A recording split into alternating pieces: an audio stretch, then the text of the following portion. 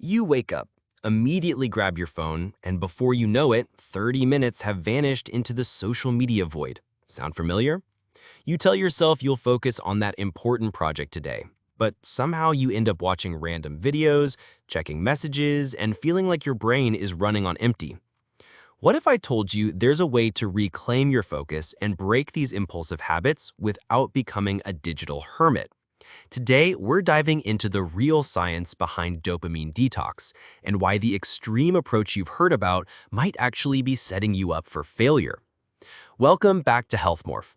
Every notification, every swipe, every quick dopamine hit from your devices is rewiring your neural pathways.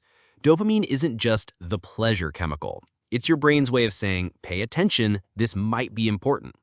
But in our hyper-connected world, everything seems important, leaving us scattered, unfocused, and constantly craving the next hit. The problem isn't dopamine itself. It's that we've accidentally trained our brains to expect instant gratification from low-value activities. But here's the good news. You don't need to live like a monk to fix this. Myth-busting section. Let's bust the biggest myth right now. Dopamine detox doesn't mean sitting in a dark room for 24 hours with no stimulation. That extreme approach you've seen trending, it's not just unnecessary, it can actually backfire. Think about it this way. If you've been eating junk food for years, would you suddenly switch to eating nothing but plain rice? Your body would rebel, you'd feel miserable, and you'd likely binge within days. The same principle applies to your dopamine system. A realistic dopamine detox is like becoming a curator of your own experiences. Instead of cutting out everything that brings you joy, you're consciously choosing higher quality sources of satisfaction and reducing the low-value dopamine hits that leave you feeling empty. A real dopamine reset plan focuses on three core principles: awareness, intention, and gradual change. We're not trying to eliminate dopamine. We're trying to retrain your brain to find satisfaction in activities that actually move your life forward. What is realistic dopamine detox? A realistic dopamine detox is like decluttering your mental space. You're not throwing everything away, you're organizing it so you can actually find what you need. The goal isn't to eliminate all pleasurable activities. Instead, you're creating space between impulse and action. When you feel the urge to check your phone or dive into a Netflix binge, you pause. You ask yourself, is this what I actually want right now, or is this just my brain seeking a quick fix? This approach works because restriction creates rebellion. When you tell yourself you can't have something, your brain immediately wants it more. But when you give yourself permission while adding conscious choice, you naturally start gravitating towards more fulfilling activities. The key is understanding that realistic dopamine detox isn't about perfection, it's about progress. Daily microhabits to reduce digital cravings. Let's talk about microhabits that create massive changes over time. These aren't dramatic lifestyle overhauls, they're tiny adjustments that gradually shift your dopamine baseline. First, the phone placement strategy. Where you put your phone literally rewires your brain. Instead of sleeping next to your phone, charge it in another room. This eliminates the automatic morning scroll and gives your brain a chance to wake up naturally. Second, implement the pause protocol. Before opening any app, take 3 conscious breaths. This creates a gap between impulse and action. Most of the time, you'll realize you don't actually want to scroll, your brain was just running on autopilot. Third, batch your digital inputs. Instead of checking messages throughout the day, designate specific times, maybe 10 a.m., 2 p.m., and 6 p.m. This prevents the constant state of partial attention that keeps your nervous system activated. How to control impulsive habits naturally. Understanding how to control impulsive habits starts with recognizing that impulses are like waves. They build up, peak, and then naturally subside. The trick is not fighting the wave, but learning to surf it. When you feel an impulse to check your phone or procrastinate, try the rain technique. First, recognize what's happening. I'm feeling the urge to scroll. Then allow the feeling without immediately acting. Next, investigate with curiosity. What am I really looking for right now? Finally, practice non-attachment. I can feel this urge without being controlled by it. Another powerful strategy is environment design.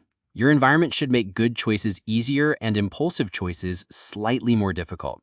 This might mean putting your work materials in an easily accessible place while moving distracting items just one step further away. The goal isn't to never feel impulses. Impulses are normal. The goal is to increase the gap between feeling an impulse and acting on it. In that gap lives your freedom to choose.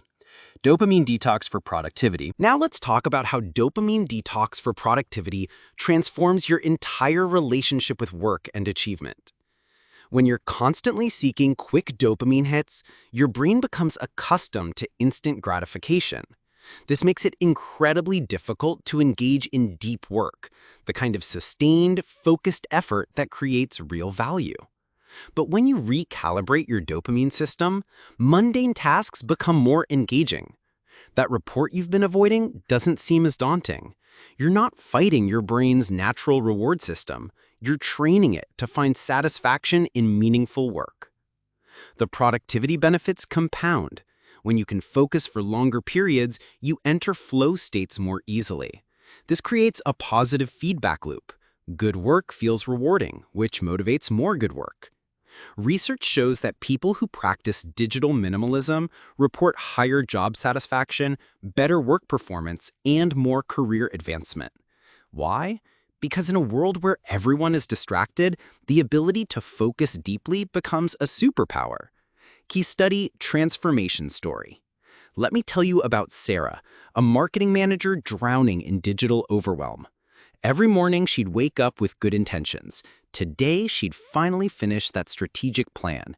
But by 10 a.m., she'd fallen into the familiar pattern: email, Slack, quick social media check, back to email. Her attention was constantly divided. Sarah's breakthrough came when she realized her problem wasn't time management, it was attention management. She started with the smallest possible change, putting her phone in a drawer for the first hour of work. That's it. The first week was uncomfortable, but she noticed something interesting. When she couldn't immediately access her phone, her mind started engaging more deeply with whatever task was in front of her. By week 3, Sarah was experiencing genuine absorption in her work. She started producing better ideas, her colleagues noticed her increased thoughtfulness, and she began leaving the office feeling accomplished rather than drained. What made Sarah's approach work was its sustainability. She didn't try to become a different person overnight. She created small changes that aligned with her psychology and gradually expanded from there. Long-term benefits. The long-term benefits extend far beyond productivity. When you're not constantly seeking the next quick fix, you develop savoring ability, the capacity to fully experience and appreciate positive moments. Your relationships improve too. When you're not partially distracted during conversations, people feel more heard and valued. This creates deeper connections and more meaningful social interactions. Perhaps most importantly, you develop intrinsic motivation, the ability to find satisfaction in activities that matter to you, regardless of external rewards. This shift is profound because your happiness becomes less dependent on circumstances and more rooted in your own choices. Does this mean you'll never mindlessly scroll again? Of course not. But when you do, it will be a conscious choice rather than an automatic compulsion. And that difference between choice and compulsion is where your freedom lives. Practical implementation. Here's your practical implementation guide. Week 1, focus on awareness. Simply notice when you're reaching for your phone.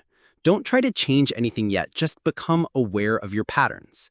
Week 2, implement one micro-habit. Maybe it's the phone in another room strategy or the 3-breath pause. Choose something so small it feels almost silly. Week 3, add environmental design. Make good choices easier and impulsive choices slightly more difficult. Week 4, introduce intentional replacement activities. When you feel the urge to scroll, what will you do instead? Have a list ready. Take 5 deep breaths, do 10 push-ups, call a friend. The key is gradual progression. You're slowly training your brain to find satisfaction in higher quality activities. If this approach to dopamine regulation resonates with you, you're going to love what we share here at HealthMorph. We break down the latest research in psychology and neuroscience into practical strategies you can actually implement. Hit that subscribe button, but here's the twist.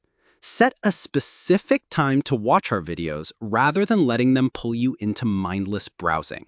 That's dopamine regulation in action. Drop a comment sharing one small change you're going to try this week. Your comment might inspire someone else to start their own journey. For weekly psychology-based health content, join our free newsletter on our website.